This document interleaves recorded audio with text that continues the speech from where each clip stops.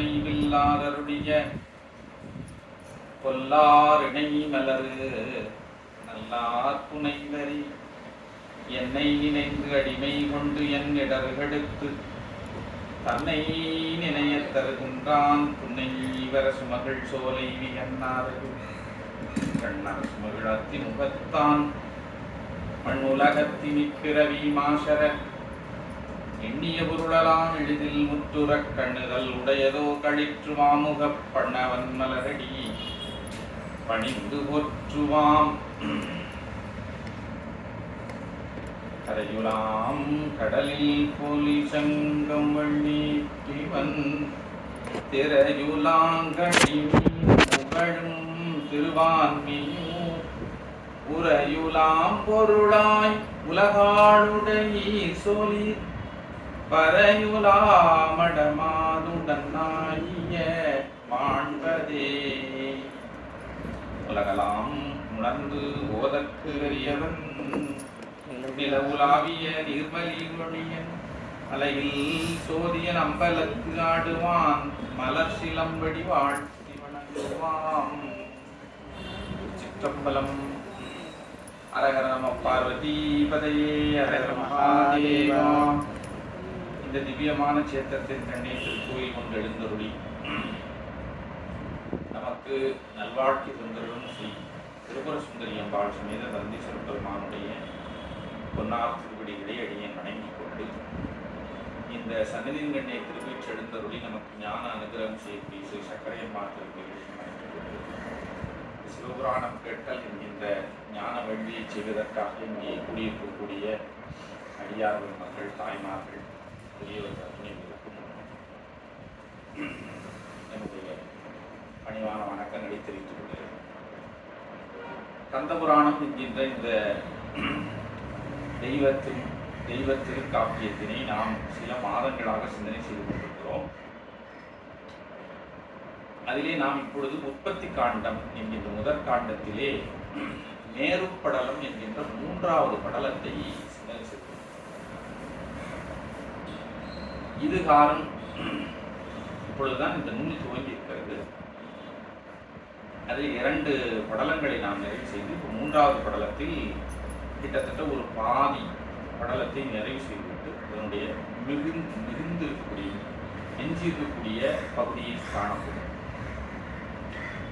திரு கைலாச மலையிலே எழுந்தருளி இருக்கக்கூடிய சிவபுரானுடைய இடப்பாகத்தில் இருக்கக்கூடிய அம்பிகை தனக்கு தாட்சாயினி என்கின்ற ஒரு பெயர் நீங்க வேண்டும் என்று சுவாமியிடம் விண்ணப்பம் செய்ய அதற்கு சுவாமி இசைந்து இமயமலை சாரலிலே இமயராஜன் தவம் செய்து கொண்டிருக்கிறான். அவன் உன்னையே மகளாக பெற வேண்டும் என்று தவம் செய்கிறான். அவனுக்கு மகளாக சென்று நீ அங்கே இருந்து 5 வயது கழிந்த பின்னர் தவத்தை செய்வாய். அதன் பின்னர் யாம் உண்மை மனம் செய்வோம். அப்பொழுது உமக்கு இந்த நாமம் நீங்கி புகழ் உண்டாகும் என்று சுவாமி அதற்கு அனுகிரகம் செய்ய அம்பிகையும் அவ்வாறே சென்று இமயமலையிலே தவம் செய்து கொண்டிருக்கக்கூடிய இமயராஜனுக்கு மகளாக ஒரு தாமரை மலரிலே அவதரித்து இமயராஜனால் வளர்க்கப்பட்ட 5 வயது வரை அதன் பின்னர் தவத்தை செய்கின்றாள். அவ்வாறு செய்து கொண்டிருக்கக்கூடிய காலத்திலே கைலை மலையிலே சுவாமி இருக்கக்கூடிய நேரத்தில் தனியாக அம்பிகையை விட்டு பிரிந்திருக்கக்கூடிய அந்த நேரத்திலே சனகாதி முனிவர்கள் 4 அங்கே வந்து சுவாமியிடம் ஞானோபதேசம் பெறுகின்றனர். இது இவ்வாறு இருக்க சூரபன்மா என்கின்ற அசுரன் தவங்கள் செய்து வரங்கள் பெற்று தேவர்களுடைய ஆட்சியை கைப்பற்றி எல்லோரையும் துன்புறுத்திக் கொண்டிருக்கிறார். அப்பொழுது இந்திரன் மேரு மலையிலே சிவபெருமானை நோக்கி தவம் செய்து சிவபெருமான் பிரத்யட்சமாகி யாது வர வேண்டும் யாது வரம் வேண்டும் என்று கேட்க அதற்கு இந்திரன் சூரபன்மாவை சங்காரம் செய்ய வேண்டும் என்று விண்ணப்பம் செய்தார். உடனே பெருமான் நம்மிடத்திலே ஒரு குமாரனை உற்பத்தி செய்வோம், அந்த குமாரன் விரைந்து வந்து இந்த சூரபன்மாவை சம்ஹாரம் செய்து உங்களுடைய துன்பங்களை எல்லாம் நீக்குவான் என்று சொல்லி அருளி செய்கின்றார். அப்படி அருளி செய்த பின்னர் இந்திரன் மிக மனம் மகிழ்ந்து குமார பெருமானுடைய திரு அவதாரத்தை எதிர்பார்த்து கொண்டிருக்கிறார். ஆனால் இங்கே இருக்கக்கூடிய சம்பவம் என்ன என்று சொன்னால், சுவாமி அங்கே யோகம் செய்து கொண்டிருக்கிறார் கையிலே, இங்கே அம்பிகை இமயமலையிலே தவம் செய்து கொண்டிருக்கிறார். இப்படி இருக்கக்கூடிய ஒரு சூழ்நிலையில் எவ்வாறு குமார பெருமானுடைய அவதாரம் நிகழும் என்று சொல்லி அதற்கு நாம் என்ன செய்ய முடியும், இப்படிப்பட்ட ஒரு சூழ்நிலையாக இருக்கிறது என்று சொல்லி மிகுந்த மனக்கவலை அடைந்து பிரம்மாவை சென்று தரிசித்து தன்னுடைய கருத்தினை விண்ணப்பம் செய்கிறான். அதற்கு பிரம்மதேவரும் நாம் இதை திருமாலிடம் சென்று கேட்டு ஆலோசித்து இதற்குரிய அடுத்த நடவடிக்கை எடுப்போம் என்று சொல்லி சொல்லுகின்றார். இதுவரையிலும் நாம் சிந்தனை செய்வோம். இப்போ பிரம்மதேவர் திருமாலிடம் சென்று விண்ணப்பம் செய்யக்கூடிய பகுதிகள், அதற்கு பின்னர் வரக்கூடிய பகுதிகளை நாம் இந்த தினத்திலே சிந்தனை செய்வோம். கிட்டத்தட்ட ஒரு 4-5 வாரங்களாக சிந்தித்ததை நான் ரொம்ப சுருக்கமாக சொல்லியிருக்கிறேன். ஏனென்று சொன்னால் அப்பொழுதுதான் அந்த தொடர்ச்சி உங்களுக்கு நன்கு புலப்படும் என்பதற்காக. இப்பொழுது பிரம்மதேவர் என்ன செய்கிறார்? இந்திராதி தேவர்களோடு வைகுந்தம் செல்கிறார். தன்னுடைய மனோவதி நகர் என்கின்ற நகரத்தை விட்டு நீங்கி வைகுந்தம் சென்று அங்கே திருமாலை தரிசனம் செய்கின்றார்.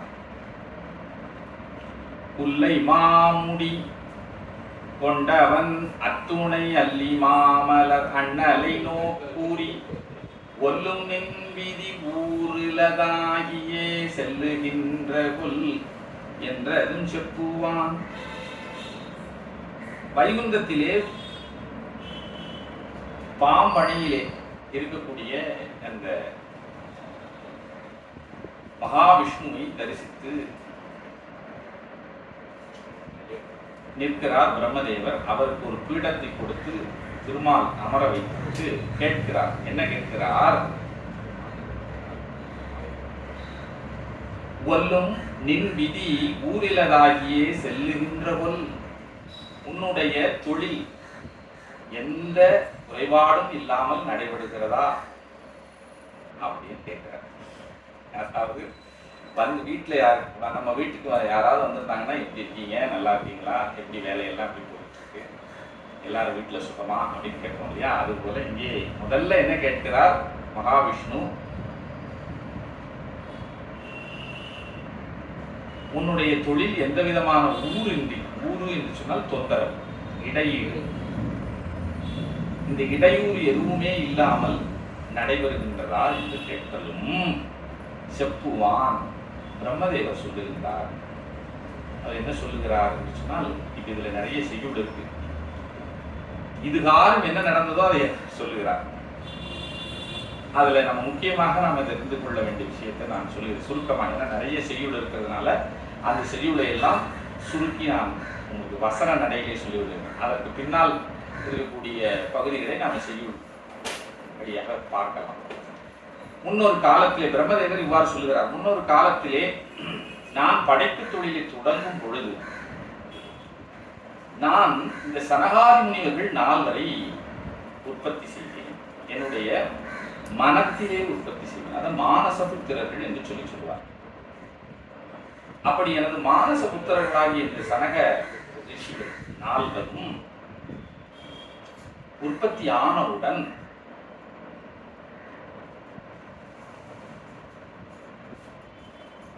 அவர்களை நோக்கி நான் என்ன சொல்கிறேன் என்று சொன்னால், என்ன சொல்ல அவர்?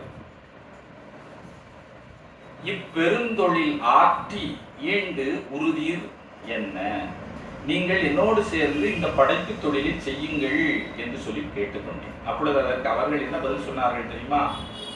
பாச வன் சிறைப்பட்டு படைப்பன பேசலுற்ற பெருந்தளை பூநலம் ஈசன் மானடி எய்தும்.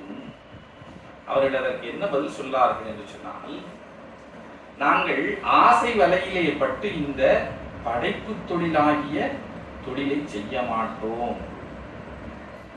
ஈசன் மானடி எய்தும், நாங்கள் சிவபெருமானுடைய ஒப்பற்ற திருவடி மலர்களை அடைய வேண்டும் என்று முயற்சி செய்வோம் அப்படின்னு பிரம்மதேவரை நோக்கி சொல்லுகின்றார்கள் இந்த ரிஷிகள்.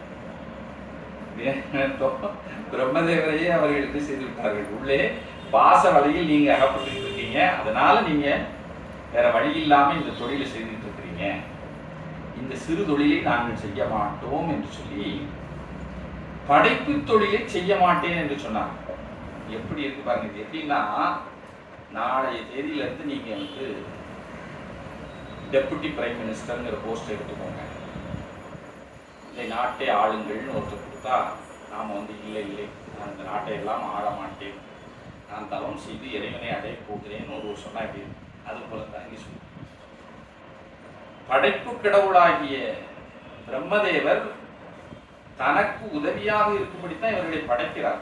ஆனால் இவர்கள் என்ன சொல்லுகிறார்கள், பாச வன் சிறைப்பட்டு படைப்பு என பேசல் உற்ற பெருந்தலை, தலை என்று சொன்னால் விலங்கு, எங்களை கட்டுப்படுத்தக்கூடிய இந்த பெரிய சிறை போன்ற இந்த தொழிலை நாங்கள் செய்ய மாட்டோம். ஈசன் மானடி எய்துதும் யாம் என மாசில் காட்சியர் வல்விரைத்து ஏறி, நாங்கள் சிவபெருமானுடைய ஒப்பற்ற திருவடி மலர்களை நோக்கி செல்லுகின்றோம் என்று சொல்லி மிக விரைந்து அந்த இடத்தை விட்டு கிளம்பிட்டாங்க. யாரு, இந்த சனகாதி முனிவர்கள். அப்போ அவங்க ஞானிகள். இதுதான் நாம உணர்ந்து கொள்ள வேண்டும். ஞானிகளுடைய செயல் எப்படி இருக்கும்னா ரொம்ப வித்தியாசமா. இந்த சனகாதி முனிவர்கள் நால்வரும் அவ்வாறு சென்று விட்டார்கள். சென்று அரிய பெரிய தவத்தை செய்து அவர்கள் சிவபெருமானுடைய காட்சியை பெறுகிறார். சுவாமி பிரத்யட்சமாகி நீங்க உங்களுக்கு என்ன வேணும் அப்படின்னு கேட்கிறார். உடனே அவர்கள் என்னன்னா, எங்களுக்கு வேதங்களுடைய பொருளை நாங்கள் நன்கு உணர வேண்டும் என்று சொல்லி கேட்டுக்கொண்டார். எப்படி வேதங்களுடைய பொருளை உணர வேண்டும். இப்போ நாம நிறைய இதிலே நம் பின்னாடி வரும் இந்த அசுரர்கள்லாம் பெரிய தவத்தை செய்கிறார்கள். அவர்கள் முன்னே சுவாமி பிரத்யட்சம் ஆகும் போது அவர்கள் கேட்பாங்க வரோம். பார்த்தீங்கன்னா ஒரு பெரிய லிஸ்ட் வரும். எனக்கு இதெல்லாம் வேணும், நான் மரணத்தை அடையக்கூடிய கூடாது, இவர்களால் மரணம் அடையக்கூடாது, விலங்கினால் மரணம் அடையக்கூடாது, தேவர்களால் மரணம் அடையக்கூடாது, சித்தர்களால் மரணம் அடையக்கூடாது, இப்படி வரிசையா சொல்லிட்டே வருவாங்க. இரவு பகல் எந்த பொழுதிலும் மரணம் அடையக்கூடாது, இப்படி எல்லாம் நிறைய கேட்பாங்க. ஆனா இந்த ஞானிகள் என்ன கேட்டாங்க தெரியுமா? இந்த மாதிரி எதுவுமே கேட்கல. வேதங்களுடைய பொருளை நாங்கள் தெரிந்து கொள்ள வேண்டும். உடனே சுவாமி என்ன பண்ணினார், கைலாய மலையிலே தெற்கு பகுதியிலே ஒரு இன்னொரு மலை இருக்கிறது. அந்த மலையினுடைய உச்சியிலே ஒரு ஆல மரம், கல்லால மரம் இருக்கிறது. அந்த மரத்திலே வந்து அமர்ந்து இவர்களை வருவித்து அவர்களுக்கு வேதத்தினுடைய பொருளை எடுத்துரைத்தார். வேதத்தினுடைய பொருளை எல்லாம் எடுத்துரைத்த பின்னர் அவர்கள் மனமகிழ்ச்சியோடு மீண்டும் கைலையை விட்டு நீங்கி மண்ணுலகம் வந்தார்கள். அப்படி மண்ணுலகம் வந்து அவர்கள் வாழ்ந்து கொண்டிருக்கின்றார்கள். அப்பொழுதும் அவர்களுக்கு ஒரு மன அமைதி கிடைக்கவில்லை. அவர்களுடைய அறிவிலே குறைபாடு இருப்பதாகவே அவர்களுக்கு தோன்றிக் கொண்டே இருந்தது. ஆகையினால் அவர்கள் என்ன செய்தார்கள் என்று சொன்னால் மீண்டும் தவம் செய்ய ஆரம்பித்தார்கள். எப்படி பார்த்தீங்கன்னா இதற்கெடுத்தாலும் தவம் தான்.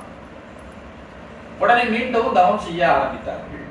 அப்படி தவம் பலகாலம் செய்துவிட்டு அந்த தவத்தினுடைய பயனாக மீளவும் கைலைக்கு செல்ல வேண்டும் என்கின்ற ஒரு எண்ணம் அவர்களுக்கு தோன்றி கைலை மலைக்கு செல்லுகிறார்கள்.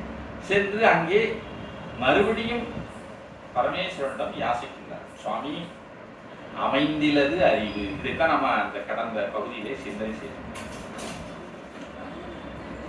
ஒரு நள் இருளிலே புயல் வீசக்கூடிய காலத்திலே நடுக்கடலிலே அகப்பட்டு கொண்ட ஒருவன் எப்படி தத்தளிப்பானோ அதுபோல நாங்கள் தத்தளித்துக் கொண்டிருக்கின்றோம். எங்களுக்கு வேதத்தினுடைய பொருளை முழுமையாக உணர முடியவில்லை. அமைந்திலது அறிவு, எங்களுடைய அறிவு முழுமை பெறவில்லை என்று நாங்கள் நினைக்கின்றோம். பெருமானே, தேவரீர் எங்களுக்கு அந்த எண்ணத்தை மாற்ற வேண்டும், எங்களுக்கு அறிவு விளக்கம் தர வேண்டும் சொல்லி கேட்டுக்கொண்டார்.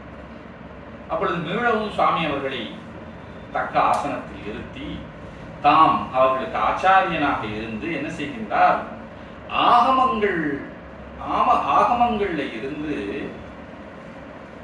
சரியை கிரியை யோகம் என்கின்ற 3 பாதங்களை உபதேசிக்கின்றார். இதற்கு முன்னால் வேதத்தினுடைய பொருளை எல்லாம் உபதேசித்தார். இப்பொழுது ஆகம பொருளை உபதேசிக்கின்றார். அதிலே சரியை கிரியை யோகம் என்கின்ற 3 பாதங்களை விரிவாக எடுத்துரைக்கிறார். எடுத்துரைத்த பின்னர் மீளவும் இந்த முனிவர்கள் என்ன செய்தார்கள், சுவாமி சரியை கிரியை யோகத்தை நீங்கள் தெளிவாக எடுத்துரைத்தீர்கள், எங்களுக்கு ஞானவாதத்தை எடுத்துரைக்க வேண்டும். அதாவது நம்முடைய முன்னோர்கள் இறைவனை அடைவதற்கு 4 வழிகளை சொல்லியிருக்கிறார். இவ்வாறு சைவ ஆகமங்கள் சொல்லியிருக்கிறார்.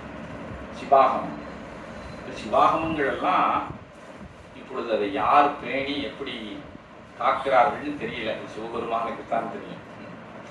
என்ன இந்த சிவாகமங்கள் என்பவை தான் என்ன என்று சொன்னால், இப்ப நம்முடைய தமிழகத்திலே நூற்றுக்கணக்கான சிவாலயங்கள் இருக்கு. அதிலே ஆகம விதிப்படி இருக்கக்கூடிய சிவாலயங்கள்னு நிறைய சிவாலயங்கள்.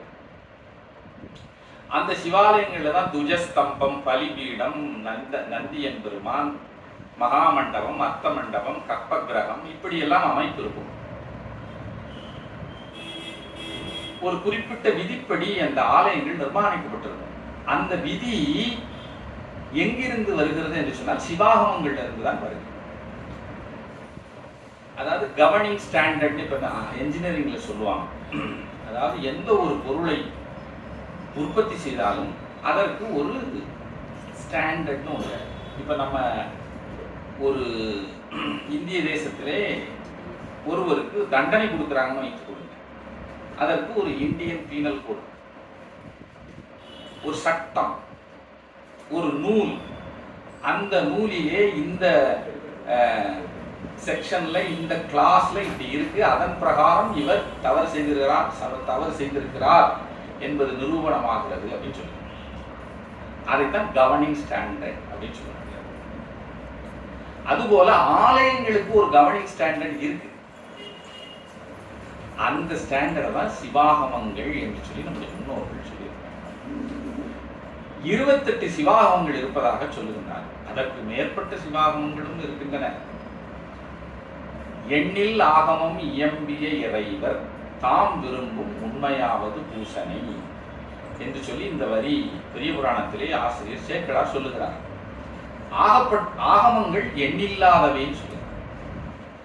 ஆனால் நூல்கள்ல பல இடங்களில் 28 சிவாகமங்கள் இருப்பதாக, காமிகம் முதலாக வாதுளம் ஈராக, முதல் ஆகமத்தையும் இறுதி ஆகமத்தையும் சொல்லியிருக்கிறார். இடையில 26 ஆகமங்கள் இருக்கு, 28 சிவாகமங்கள் இருக்கின்றன. அந்த சிவாகமங்கள்ல தான் ஒரு ஆலயம் எப்படி நிர்மாணிக்கப்பட வேண்டும், ஆலயத்தில் எப்படி பூஜை நடக்க வேண்டும், எத்தனை காலம் பூஜை நடக்க வேண்டும், எப்படி நைமித்திய பூஜைகள், நைமித்தியம் என்று நித்திய பூஜை என்று சொல்வார். நித்திய பூஜைனா நாடோறும் செய்யக்கூடிய பூஜை.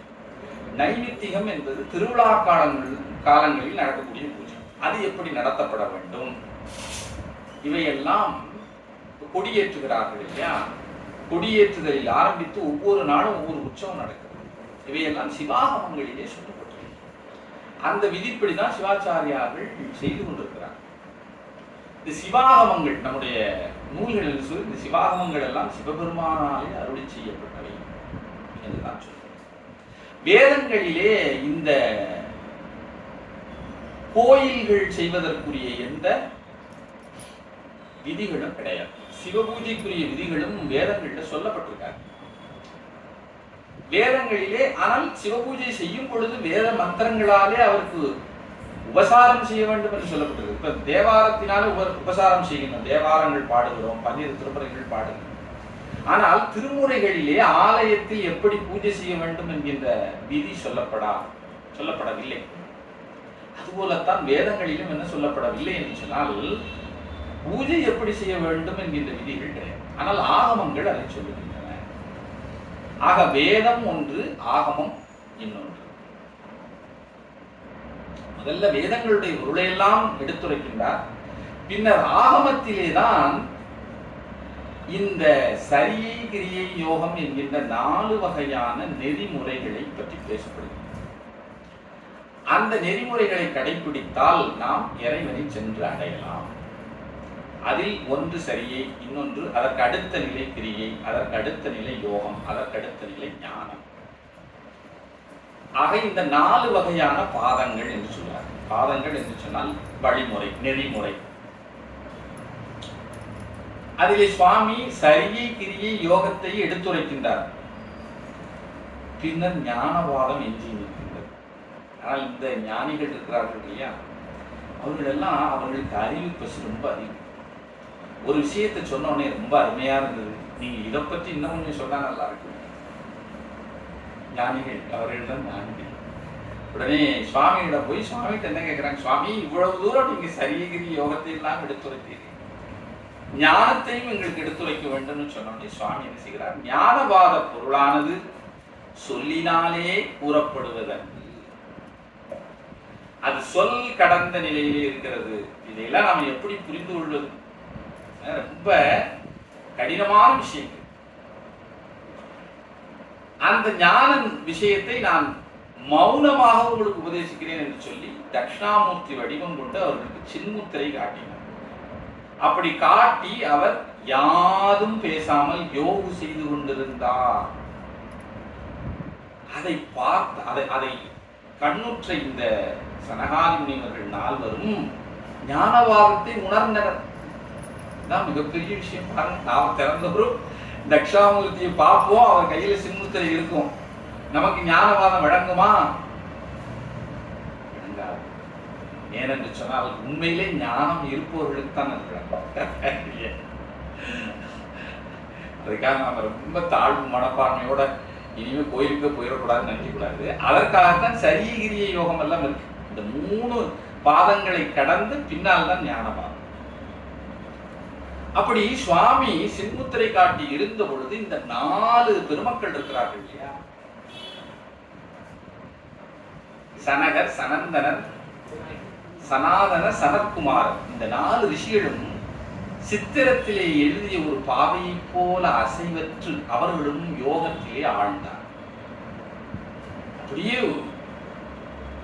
ஆங்கிலத்தில் ஸ்டாண்ட் ஸ்டில் அப்படின்னு சொல்லுவாங்க, அந்த ஒரு நிலையிலே பெருமானும் இருக்கிறார். அவருக்கு கீழே இருக்கக்கூடிய இந்த 4 ரிஷிகளும் சித்திரத்திலே இருக்கக்கூடிய ஒரு ஓவியம் போல அசைவற்று இருக்கிறார்கள். அந்த காலகட்டத்திலே இந்த உலகமும் அவ்வாறு யோகத்தினாலே, அதாவது அவர்களுக்கு இந்த யோகத்தின் மீது நாட்டம் இல்லாமல் இந்த உலக உயிர்களுக்கும் ஆகிவிட்டது. சிவபெருமான் அப்படி யோகத்தில் இருக்கின்றார். அது மிக மிக ஒரு சன நேரம் தான் அவருக்கு. ஆனால் இங்கே பல யுகங்கள் கடந்து விட்டன. அப்படி கடந்த காரணத்தினாலே என்ன ஆகிவிட்டது, இங்கே உயிர்களுக்கெல்லாம் போக நாட்டமின்றி ஆண் பெண் இருவரும் ஒருவருக்கொருவர் எவ்வித ஒரு விருப்பமும் இல்லாமல் திருமணம் செய்து கொள்ளாமல் குழந்தைகளை பெற்றுக் கொள்ளாமல் இருக்கின்றார்கள். அப்படி இருக்கின்ற காரணத்தினாலே என்னுடைய படைப்பு தொழில் நடைபெறவில்லை அப்படின்னு சொல்லுகிறார் பிரம்மதேவர். யாரிடம்? திருமால். அது மட்டுமல்லாது சூரபன்மா என்கின்ற அசுரன் மிகுந்த பலம் பெற்று தேவர்களுடைய நகரத்தை எல்லாம் கைப்பற்றி தேவேந்திரனுடைய மகனாக இருக்கக்கூடிய ஜெயந்தனை சிறைபிடித்துக் கொண்டு சென்றார்கள். பொன் நகரத்தை, சொர்க்க லோகத்தை தீயிட்டு கொளுத்தினார். இப்படி எல்லோரையும் துன்புறுத்திக் கொண்டிருக்கிறார்கள். என்னையும் ஏவல் செய்து கொண்டிருக்கிறார்கள். ஜோதிடத்தை வாசிக்க வேண்டும், நாள்தோறும் பஞ்சாங்கம் சொல்ல வேண்டும். யார்? பிரம்மதேவர் அந்த அசுரனுக்கு. அப்படியெல்லாம் எனக்கும் சிறு பணிகள், குற்றேவல் செய்து கொண்டிருக்கிறேன் சுவாமி நான். அப்பொழுது இந்த ஒரு நேரத்தில் இந்திரன் சிவபெருமானை நோக்கி தவம் செய்து பெருமான் பிரத்யட்சமாகி என்னிடத்து ஒரு குமாரனை தருவேன் என்று சொல்லியிருக்கிறார். ஆனால் இப்பொழுது எப்படி குமாரனை பெறுவது? இறைவன் யோகம் செய்து கொண்டிருக்கிறான், இறைவி தவம் செய்து கொண்டிருக்கிறாள். என்ன செய்வது என்று தெரியாமல் நாங்கள் உங்களை சரணடைந்தோம். தேவரீர் எங்களுக்கு என்ன செய்ய வேண்டும்? ஒரு வழி சொல்ல வேண்டும்னு சொல்லி இந்த பிரம்மதேவர் திருமாலிடம் விண்ணப்பிக்கிறார். கிட்டத்தட்ட இந்த ஒரு 10 பாடல். நான் அந்த பாடலை எல்லாம் சுருக்கமா சொல்லிட்டேன். காலத்தினுடைய அருமை கருது எல்லா பாடல்களும் நம்ம பாட முடியாது இல்லையா? சில பாடல்கள் அப்படி சென்றால்தான் ஓரளவுக்கு கொஞ்சம் நாம அந்த சரித்திரத்தை சிந்திக்க முடியும் வேகமா. அப்படி சுவாமியிடம், அதாவது பெருமாள் நம்ம மகாவிஷ்ணுவிடம் விண்ணப்பிக்கின்றார். அரிய தத்துவம் ஐந்தின் வேதமும் மரபின் நாடினர் வாலுணர்வு எய்திய திருவின் நாயகன் செங்கமலந்திகள் பிரமன் மாமுகம் நோக்கினன் பேசுவான். 25 தத்துவங்களுடைய பேதங்களை நன்கு உணர்ந்து மெய்யுணர்வு எய்திய திருவின் நாயகன் மகாவிஷ்ணு பிரம்மதேவரை நோக்கி சொல்லுகின்றார். அவர் மகாவிஷ்ணு இதுக்கு பதில் சொல்லுகிறார். என்ன சொல்றார் பாருங்க. ஆவிகள் அனைத்தும் ஆகி அருவமாய் உருவமாகி மூவகை இயற்கை தான மூல காரணமதாகும் தேவர்கள் தேவன் யோகின் செயல்முறை காட்டும் எண்ணில் ஏவர்கள் காமம் கன்றி தொன்மை போல் இருக்கும் நீரா. இறைவன் சிவபெருமான் எப்படிப்பட்டவர் சொல்கிறார். ஆவிகள் அனைத்தும் ஆகி, இறைவன் எல்லா உயிர்களுமாக, அந்த உயிர்களுக்கு உயிராக இருக்கின்றான். அருவமாய், அருவமாக இருக்கின்றான். உருவமாகி, உருவமாகவும் இருக்கின்றான். மூவகை இயற்கை தான மூல காரணமதாகும்.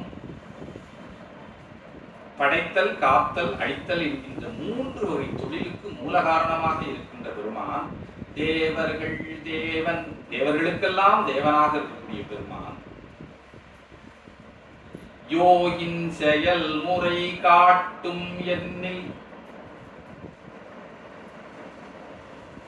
அவர் யோகத்திலே இருந்து ஞானத்தை உணர்த்தி கொண்டிருந்தால் ஏவர்கள் காமம் கண்டி தொன்மை போல் இருக்கும் நீரா. யாருக்கு காம எண்ணம் தோன்றும்? தோன்றாது என்று சொல்லி சொல்லுகின்றார். ஊழ்வினை நெறியால் முன்னம் ஒருவரு வேள்வியாற்றி தாழ்வினை அடைந்த தக்கன் தன்னுடை இருந்தோ தம்பால் சூழ்வினை எச்சம் முற்றும் அறுத்தியே தொலைத்து தொல்லை வாழ்வினை அருள நாதன் மனத்திடை நினைந்தானன்றே. சுவாமி என்ன நினைச்சு இதெல்லாம் செய்றார் தெரியுமா? ஒரு காலத்திலே தக்ஷன் ஒரு பெரிய வேள்வியை செய்தான். தாழ்ச்சியுடைய ஒரு வேள்வியை செய்தான். அந்த வேள்வியிலே நாமெல்லாம் பங்கெடுத்துக்கொண்டோம். அந்த வினை நம்மளை இன்னும் பற்றி கொண்டிருக்கிறது.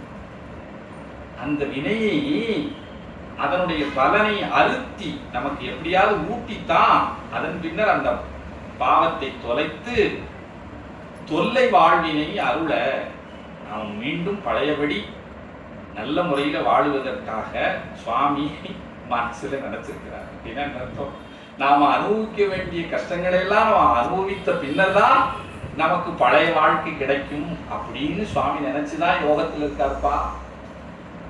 அதனால நம்ம இது சாதாரண காரியம் இல்லை. அவரே யோகத்துல இருக்காருன்னா இப்ப யாரு ஒரு இன்ப நாட்டம் எப்படி ஆண்மண் கூடுதல் நடைபெறும்?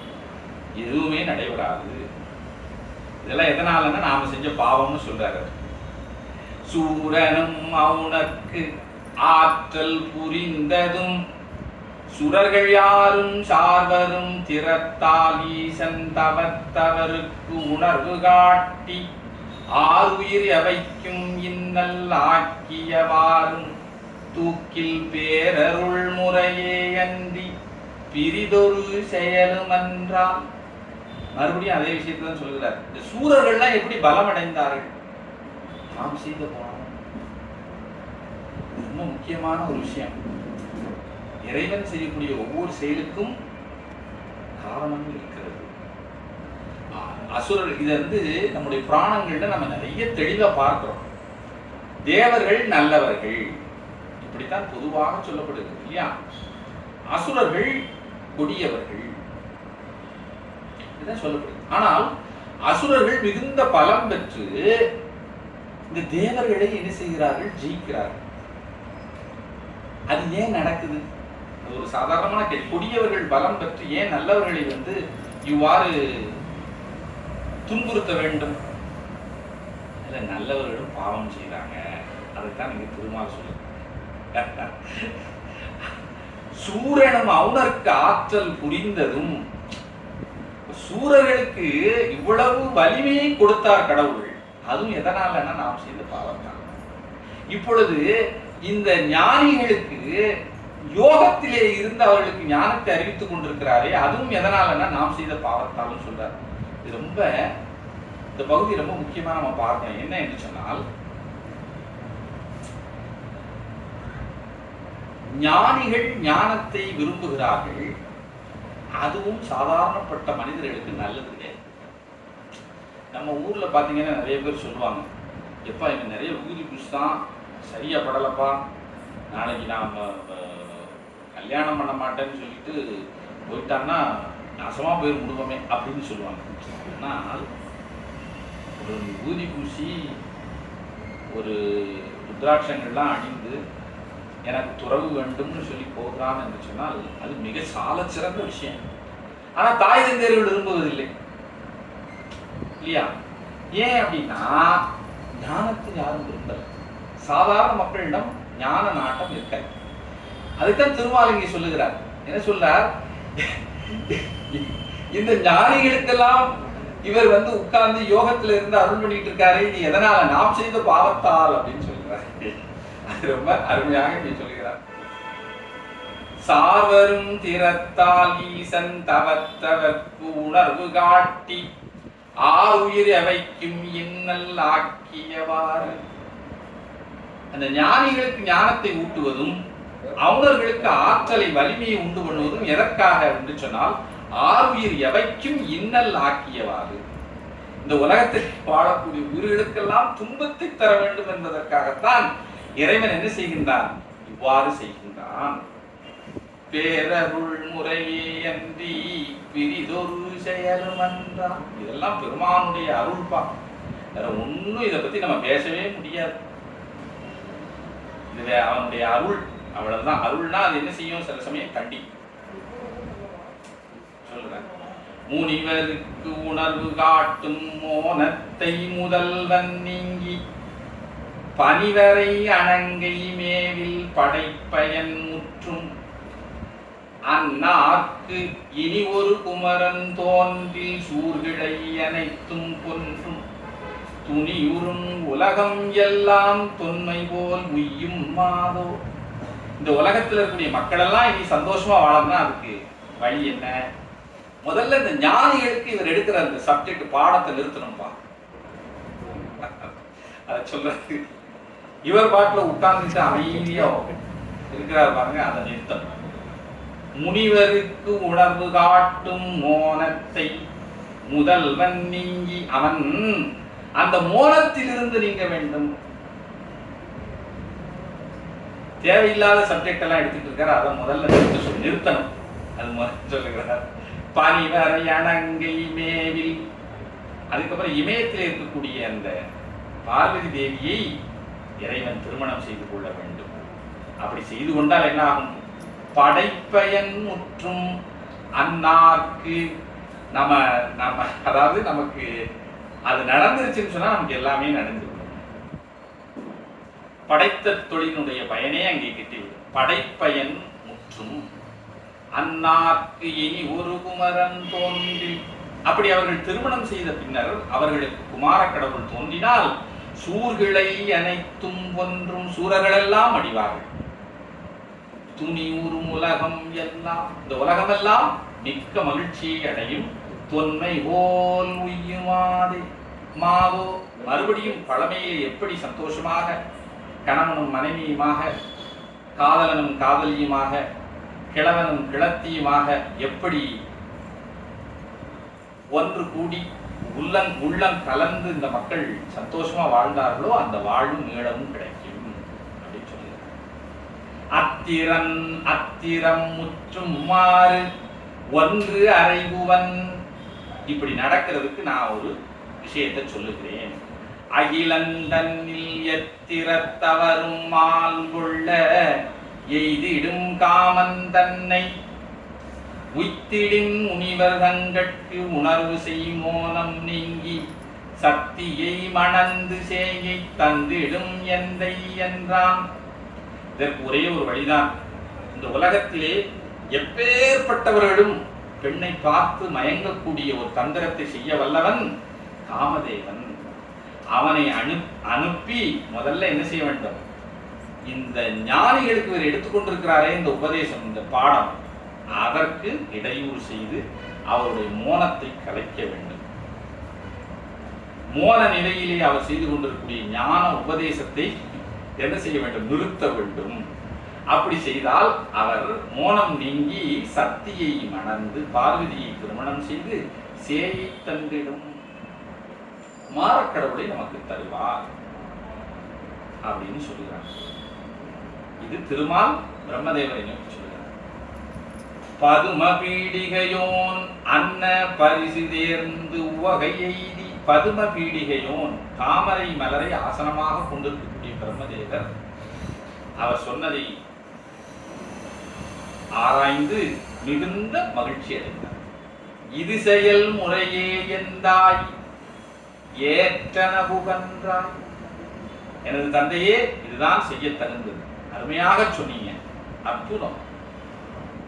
அது பொழுது அவனை நோக்கி அச்சுதன் அமலன் தன்பால் மதனனை விழித்து வேண்டி விடுத்து நீ வல்லை என்றான்.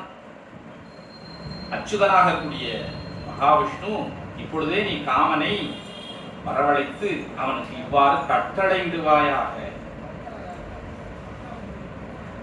என்று சொல்லி சொன்ன பிறகு பிரம்மதேவர் தன்னுடைய மனோவதி நகருக்கு செல்கிறார். மகாவிஷ்ணுவிடம் விடைபெற்றுக் கொண்டு பிரம்மதேவர் தன்னுடைய நகரத்திற்கு செல்லுகின்றார். அதோடு இந்த மேருப்படலம் என்கின்ற இந்த மூன்றாவது படலம் முற்று பெறுகிறது. ஆக இந்த படலத்திலே நாம் என்ன சிந்தனை செய்தோம் என்று சொன்னால், சனகாதி முனிவர்கள் திருக்கையிலே அடைந்து ஞானோபதேசம் பெற்றது.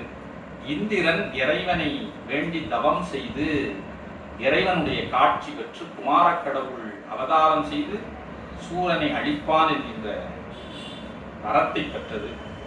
அதை பிரம்மதேவரிடம் விண்ணப்பித்து அதற்குரிய மார்க்கத்தை கேட்டு அவர் வாயிலாக மகாவிஷ்ணுவையும் சென்று தரிசனம் செய்து அவரிடமும் இந்த விஷயங்களை சொல்லி அவர் இதற்கு வழி காமதேவனை ஏவ வேண்டும் என்று சொல்லி அவர்தான் இதற்கு கடைசியில சரியான ஒரு அறிவுரையை வழங்குகிறார்.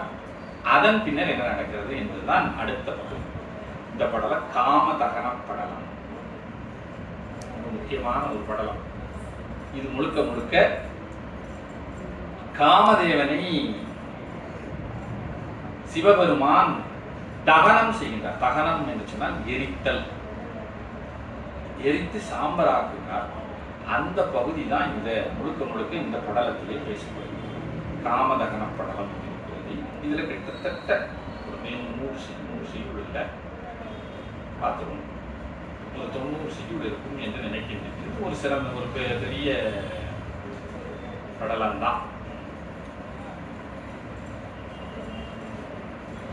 பெரிய பெரிய பாடல் இல்லை, 100க்கும் மேற்பட்ட 110 செய்யுள் இந்த காமதகன படலத்திலே. ரொம்ப அருமையான பகுதி, எல்லோருமே படிக்க வேண்டிய பகுதி. இது ரொம்ப எளிமையா இருக்கு. இது வந்து இந்த பகுதியில் என்ன வருகிறது? காமதேவன் கைலைக்கு சென்று சிவபெருமானை நோக்கி தன்னுடைய மலர் அம்புகளை எய்து விடுகிறான். இறைவன் என்ன செய்கிறார்? தன்னுடைய நெற்றிக்கண்ணினாலே அவரை எரித்து சாம்பலாக்குகிறார். அவ்வளவுதான். இந்த விஷயத்துல 110 செய்யுள்ள அவர் சொல்லுகிறார். இந்த விஷயத்தை எப்படி 110 செய்யுள்ள சொல்லுறார் அப்படின்னு நம்ம பார்க்க போறோம். அதுல என்சீர் விருத்தம் எல்லாம் இருக்கு பின்னாடி. இப்படி பிரம்மதேவராகப்பட்டவர் தனது மனோமதி நகரத்தை அடைந்து என்ன செய்கிறார்? மன்மதனை வரும்படி மனதிலே எண்ணுகிறார். நாமெல்லாம் என்ன செய்வோம்? லெட்டர் போடுவோம், இல்லை ஃபோனில் பேசுவோம், வாட்ஸ்அப் பண்ணுறோம், எஸ்எம்எஸ் பண்ணுறோம், பண்ணி அவரை வர சொல்லுகிறோம். ஆனால் தேவர்களிடம் அப்படி இல்லை. ஒரு மேல் அதிகாரமுடைய ஒரு தேவர், கீழ் அதிகாரமுடைய ஒரு தேவரை மனதிலே நினைத்தாலே அவர் அங்கே வர வேண்டும். அதுதான் இங்கே புராணங்களில் சொல்லப்பட்டிருக்கிறது. அதுபோல பிரம்மதேவர் என்ன செய்கிறார்? மன்மதனை தன்னிடம் வரும்படி மனதிலே நினைக்கின்றார். உடனடியாக மன்மதன் அங்கே வருகின்றார். வந்தவுடன் அவரை பார்த்து அவர் முதல்ல மன்மதன் என்ன சொல்லுகிறார் பாருங்க. மாமரை அண்ணல் முன் வந்து பராவி. மன்மதன் முதல்ல மாமரை அண்ணல், பெரிய வேதங்களையெல்லாம் நன்கு கற்ற பிரம்மதேவர் அவர் முன் வந்து பராவி அவரை வணங்கி தாமரை நேதரு தாழ் தொழுது, அவருடைய தாமரை மலர்வோன்ற திருவடிகளை தொழுது, என்னை நீ மனமீது நினைந்தது என் எண்ணா, என்னை சுவாமிகள் எதற்காக அழைத்தீர்கள் அப்படின்னு கேட்டவுடனே காமன் வினாவ அயன் கடலுற்றான். அப்படி காமன் சொல்லும்போது இங்கே பிரம்மதேவர் அதுக்கு பதில் சொல்லுகிறார். பிரம்மதேவர் என்ன சொல்லுகிறாருப்பா? கங்கை மிளைச்சிய கண்ணுதல் வெப்பின் மங்கையை மேவனின் வாழிகள் தூவி அங்குரை மோனமகற்றினை இன்னே எங்கள் பொருட்டினில் ஏவுதி என்றான். ரொம்ப எளிமையா சொல்லிட்டார். கங்கையை தலையிலே சூடியிருக்கக்கூடிய கண்ணுதல் பெருமான், நெற்றிக்கண்ணை உடைய சிவபெருமான் பார்வதி தேவியாரை மனம் செய்ய வேண்டும் என்பதற்காக நீ அங்கு சென்று யோகத்திலே மௌனமாக இருக்கக்கூடிய அந்த இறைவன் மீது உன்னுடைய மலர் வாளிகள்னா அம்புகள், மலர் அம்புகளை தூவி அவருக்கு காம எண்ணத்தை ஊட்ட வேண்டும். எங்கள் பொருட்டு, எங்களுக்காக நீ இதை செய்ய வேண்டும். ஏகுதி, உடனடியாக நீ செல்வாய். ஏகுதினா விரைந்து செல்வாய். அசைன்மெண்ட் கொடுத்தாச்சு, please do it, execute it அப்படின்னு சொல்றார். ஆர்டர் சொல்லுகிறார். யாரு? பிரம்மதேவர் மன்மதனிடம். மன்மதன் இதற்கு பதில் சொல்லுகிறான் பாருங்க. கிட்டத்தட்ட நிறைய சொல்லுகிறார். இந்த மன்மதன் இதற்கு சொல்லக்கூடிய பதில் மட்டுமே ஒரு 10-15 பாடல்கள். அருமையான பகுதி. இந்த பகுதியை தான் நம்ம ரொம்ப சிந்திக்க வேண்டிய பகுதி.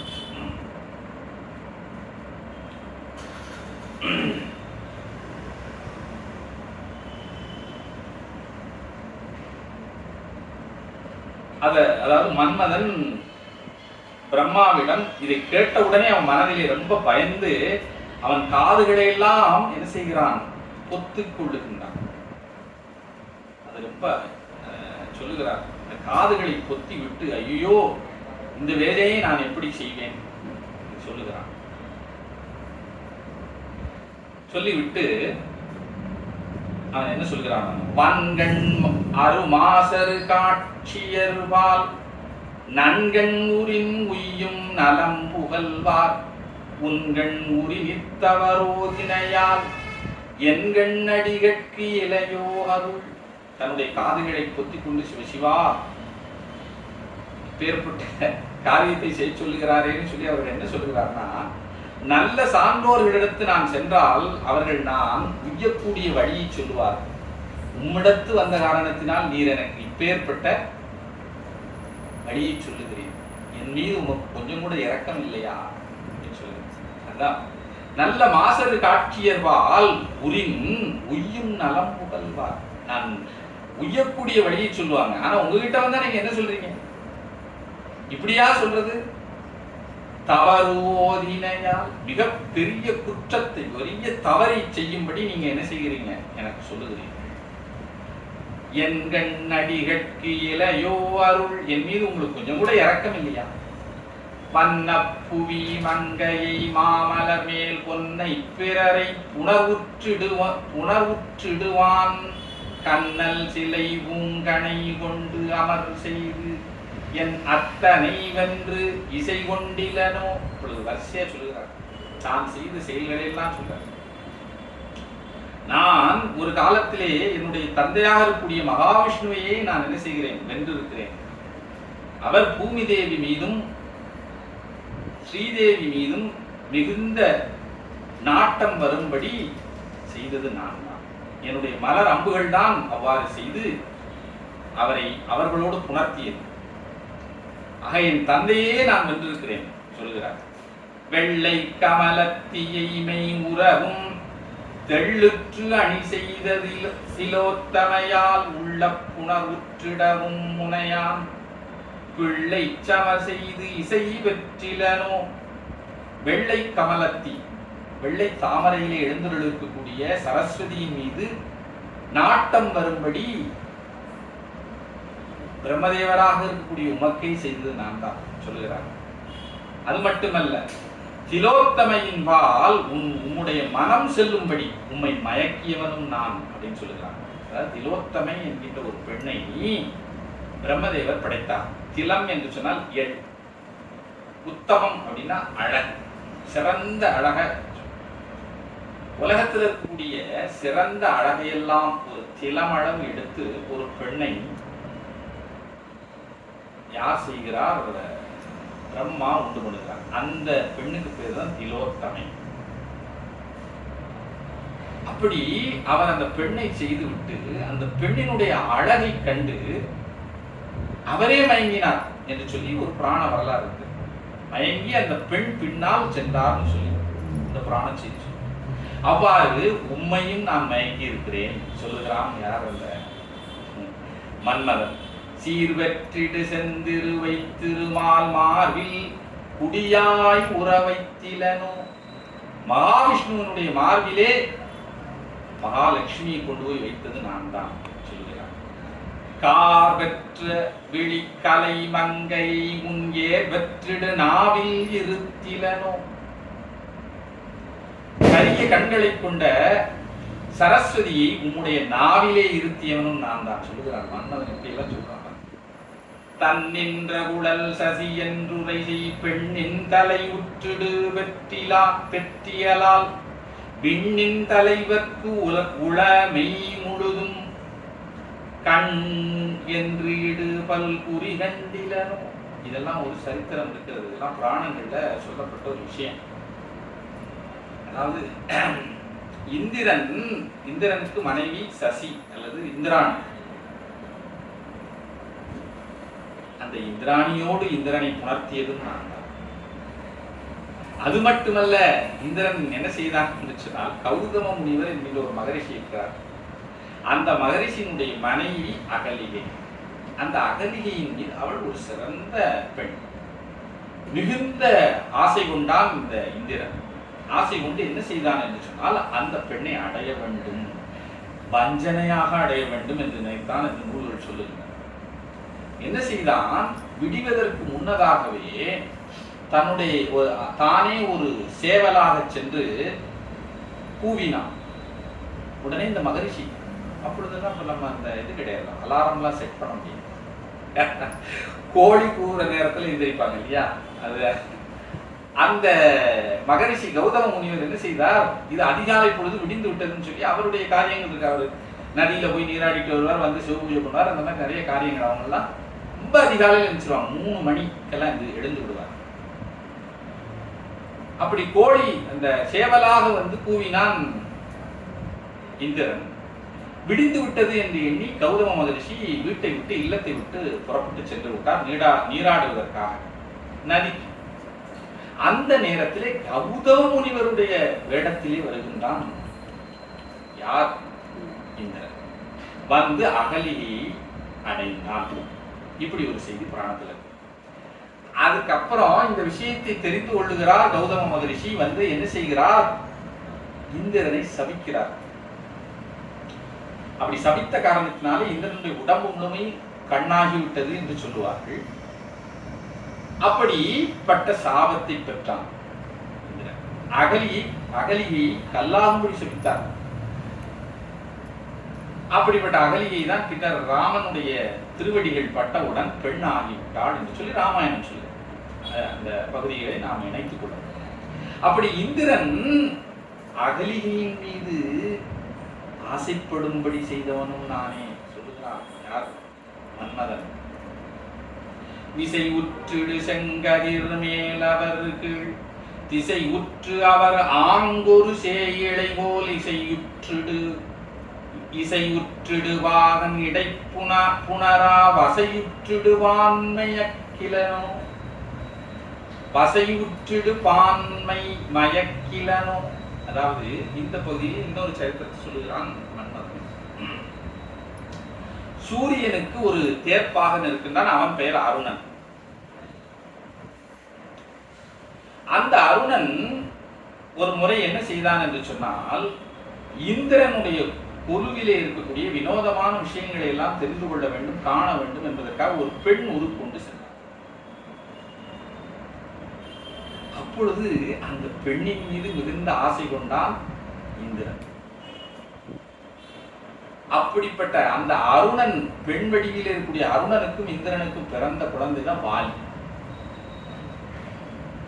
அந்த விஷயத்தை அறிந்து கொண்டான் சூரியன்.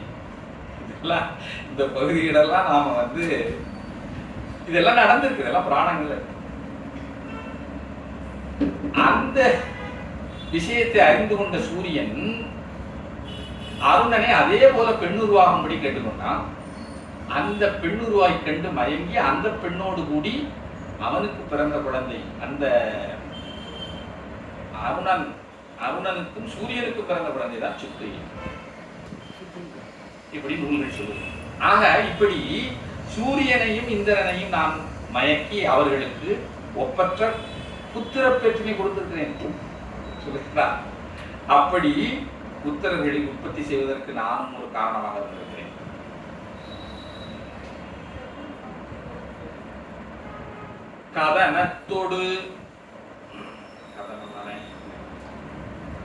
கதனத்தொடு வந்து கலந்தவர் வால் இதனக்குருமாமதியன் கணையால்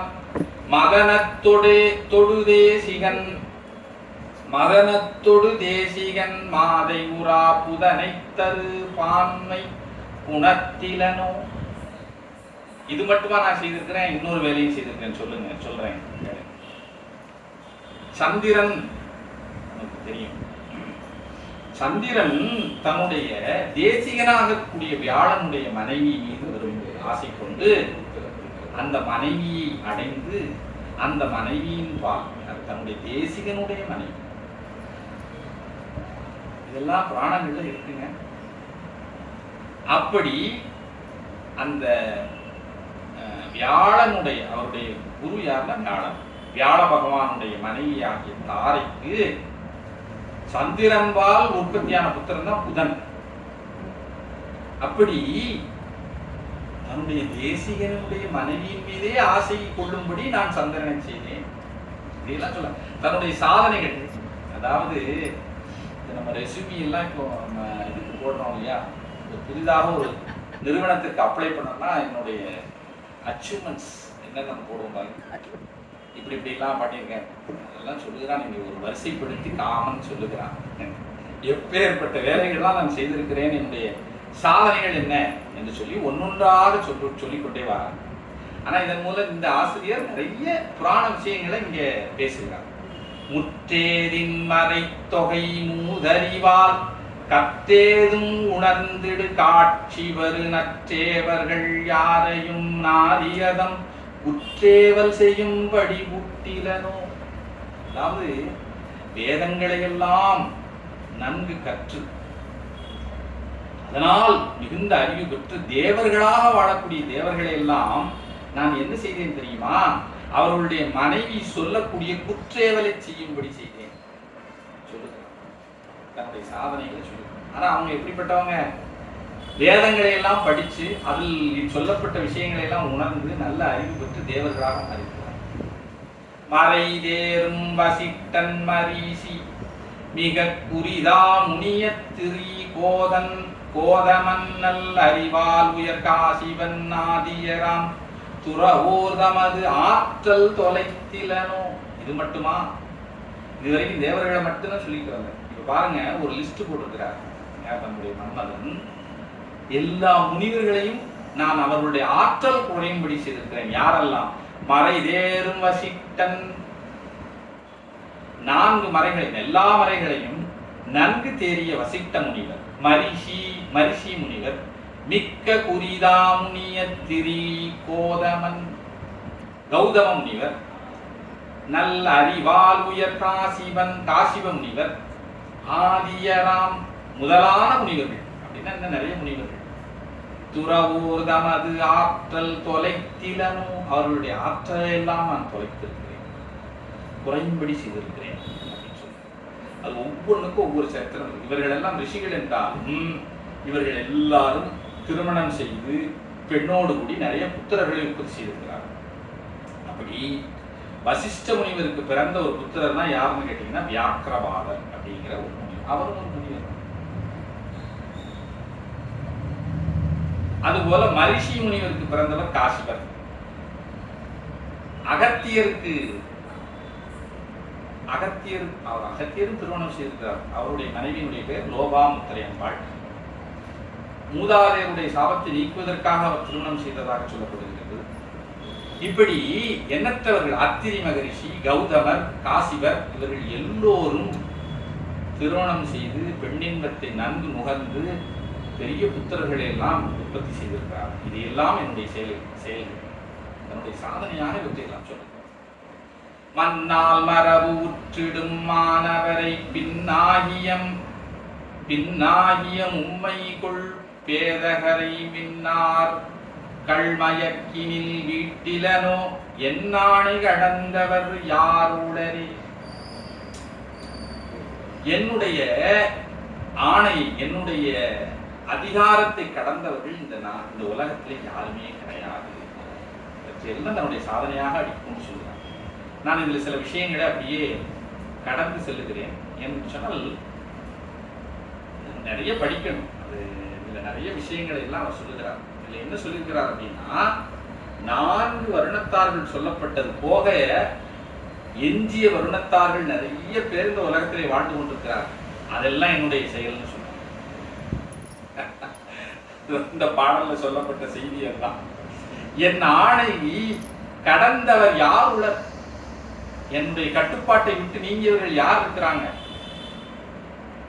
4 வகை மரபை தாண்டிய ஏனைய மரபுகள் எத்தனையோ இந்த உலகத்தில் இருக்கு. அத அனுலோமர், பிரதிலோமர், சங்கரர் அப்படின்னு சொல்லுவாங்க. இப்படியெல்லாம் சில வகைகள் நம்முடைய நூல்களில் சொல்லப்பட்டது.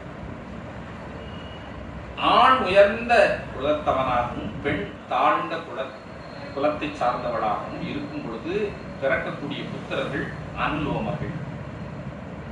அதுபோல இதற்கு இடிகுலத்தவருக்கும் உயர்குலத்தவருக்கும் பிறந்தவர் பிரதிலோமர். இப்போ இந்த அனுலோம தந்தைக்கும் பிரதிலோம தந்தைக்கும் பிறந்தவர்கள் சங்கரர்கள். இப்படி எல்லாம் சொல்லப்படுகிற நூல்கள்ல இவையெல்லாம் எனது செயலால் நடக்கிறதுன்னு சொல்லி அப்படி தன்னுடைய சாதனைகளை எல்லாம் சொல்லிக்கொண்டு அத்தகைய ஆற்றல் என்னிடம் உள்ளது சொல்லுகிறார். அரை வெற்றிடும் இத்திரமானவெல்லாம் முறை வெற்றிடும் எண்ணில் முடிந்திடுமோ பிறை வெற்றிடுகின்ற பெருஞ்சடையம் இறை வெற்றிடு சக்தி ஏற்றிடுமே. கடைசியில சொல்றாங்க. அது இவ்வளவு தூரம் சொல்லிட்டு அரை வெற்றிடும் இத்திரமானவெல்லாம், நான் மேலே சொல்லிய இத்தனை சாதனைகளும் முறை வெற்றிடும் எண்ணில் முடிந்திடுமோ. என்னால நடந்த விஷயம் நினைச்சுக்கிறாருங்க. என்னால இதெல்லாம் நடத்தி விட முடியுமா? பிறை வெற்றிடுகின்ற பெருஞ்சடையம் இறை வெற்றிடு சக்தி. பிறையை தன்னுடைய சடையிலே அணிந்திருக்கக்கூடிய பெருமானுடைய ஆற்றலினால் தான் இவையெல்லாம் நடைபெறுகிறது. எப்பேற்பட்ட ஞானத்தோடு பேசுகிறான் பாருங்க மன்மதன். மாலே முதலாகிய வானவதம் பாலே அடல் வாகை படைப்பதலால் மேலே நதி சூடிய மேலவன் மேல் கோலே வினை வென்றிடல் கூடுமதோ. நான் அந்த பெருமானுடைய அருளால் தான் இத்தனை சாதனைகளை எல்லாம் நான் செய்திருக்கிறேன். இதிலே சொல்லப்பட்ட யாரை வேண்டுமானாலும் நான் வெற்றி பெற்று விடுவேன். ஆனால் எனக்கு ஆற்றலை கொடுக்கக்கூடிய அந்த பெருமானிடத்து நான் போய் என்னுடைய ஆற்றலை காட்ட முடியுமா? என்னால் அந்த ஆற்றலை காட்டவே முடியாது. ஐயதாகிய சீர்கொடவன் முறை செய் நொய்தானவர் போல் நுவந்தனையால் வெய்தாம் அடலாகிய மேலவன் மேல் எய்தாலும் என் வாழிகள் எய்திடுமோ. நீங்கள் பிரம்மா என்கின்ற பதவியை பெற்றிருக்கிறீர்கள். அந்த பதவியை நீங்கள் பெரிதாக மதித்து இவ்வாறு சொல்லுகிறீர்கள். ஆனால் உங்களுடைய பதவி அற்பமானது. மன்மதன் சொல்லுகிறான் இதெல்லாம். அற்பமான சிறப்பு கொண்ட நீங்கள் தாழ்ந்தவர்கள் போல இவ்வாறு பேசுகிறீர்கள். நொய்தானவர் போல நுகந்தனையால். நொய்தானவர்னா மிக தாழ்ந்தவர். நொய்தானவர் போல நுகந்தனையால்.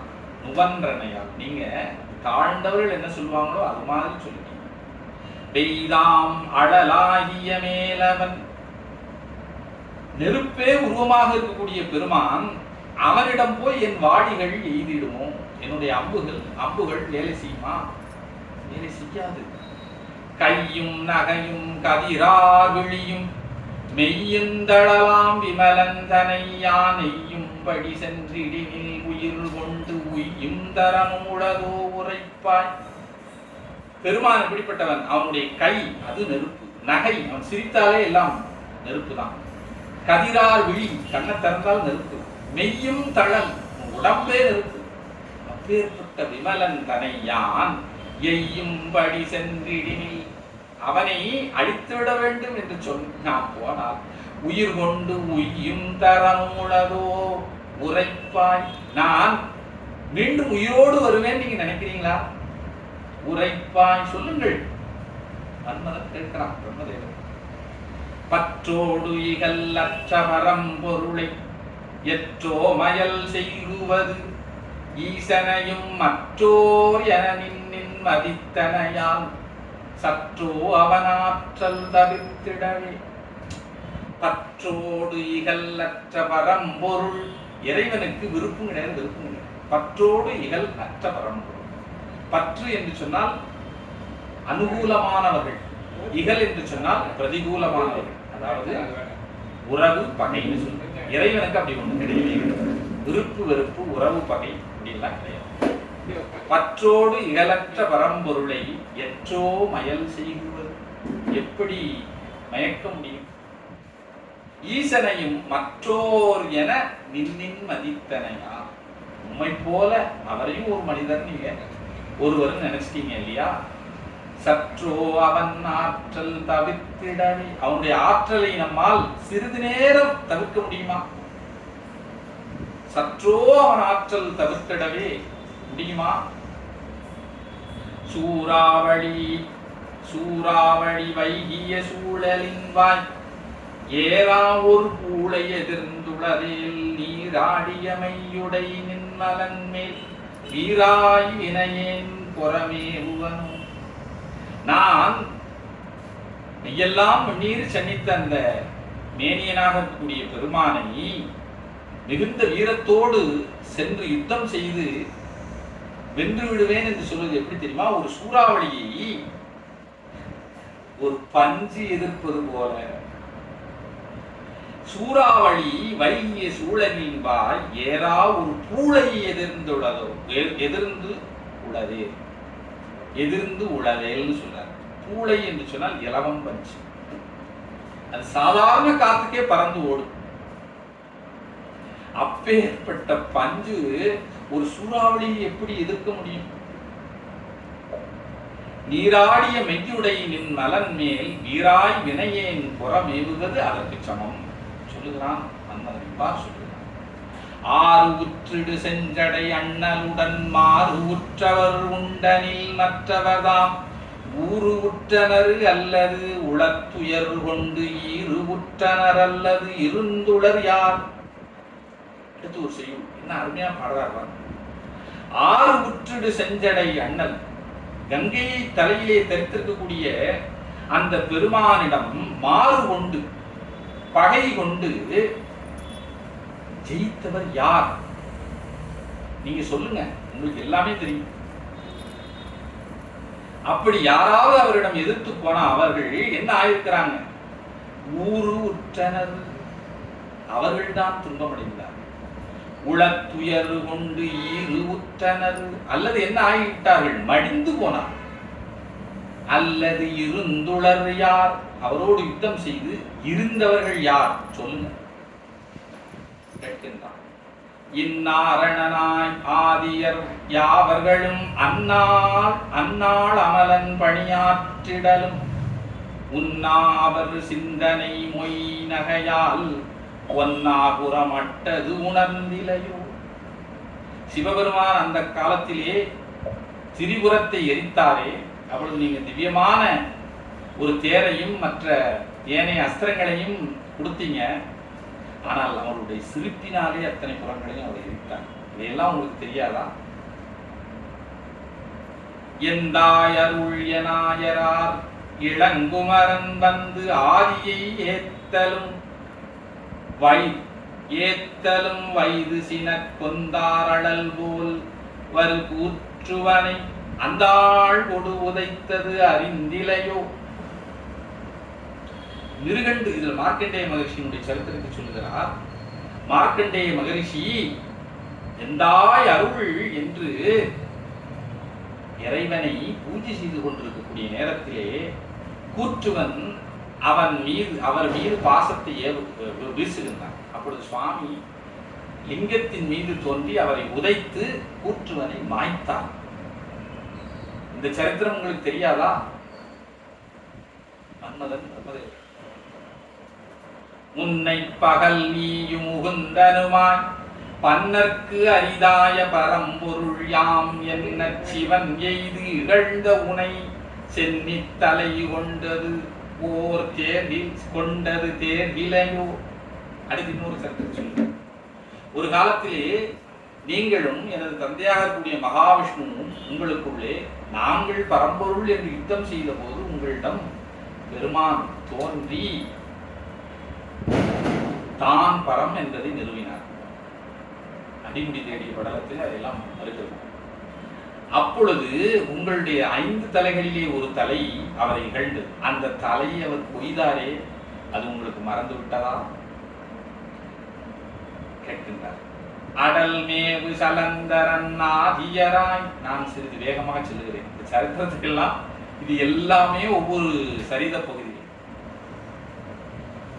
அது மட்டுமே நம்ம நிறைய சித்தரம் பண்ணலாம். இருந்தாலும் நம்முடைய கதை பகுதி தான் நம்ம கவனம் செலுத்த வேண்டும். சிறிது வேகமாக நான் அடல் மேவு சலந்தரன் ஆதியராய் படிமேல் உளதோர் பகுரானவர்தாம் முடிவார் அரணோடு முரண்டிடலும் கெடுமாறு உணர்த்தது கெட்டிலையோ. அடுத்து இன்னொரு சித்தம் சொல்லு. சலந்தரன் என்கின்ற ஒரு கொடிய அசுரன் இருந்தான். அந்த அசுரன் எல்லோரையும் துன்புறுத்தி கொண்டிருந்தான். அவனை யாரும் ஜெயிக்க முடியும். அந்த அசுரனை ஜெயிக்க வேண்டும் என்பதற்காக என்ன செய்தார்கள்? நீங்க சிவபெருமானிடம் சென்று யுத்தம் செய்ய என்று சொன்னான். அவன் என்ன செய்தான்? சிவபெருமானை நோக்கி வந்தான். அப்பொழுது இறைவன் ஒரு சக்கரத்தை தரையிலே கீச்சி வரைந்தார். என்னோடு யுத்தம் செய்வதற்கு முன்னால் முதலில் அந்த சக்கரத்தை முடிந்தால் எடு பார்க்கலாம். ரொம்ப கஷ்டப்பட்டு எடுத்தான். சக்கரத்தை எடுக்கின்றான். எடுத்து தன்னுடைய தலையின் மீது வைத்தான். அவனை இருகூறாக பிளந்தது சக்கரம். சலந்தராசுரன். இந்த செய்தி உங்களுக்கு தெரியாதா கேட்கிறான். அந்த சக்கரத்தைத்தான் பின்னர் திருமால் அரிய பெரிய தவம் செய்து பெற்றுக்கொண்டார். அது ஒரு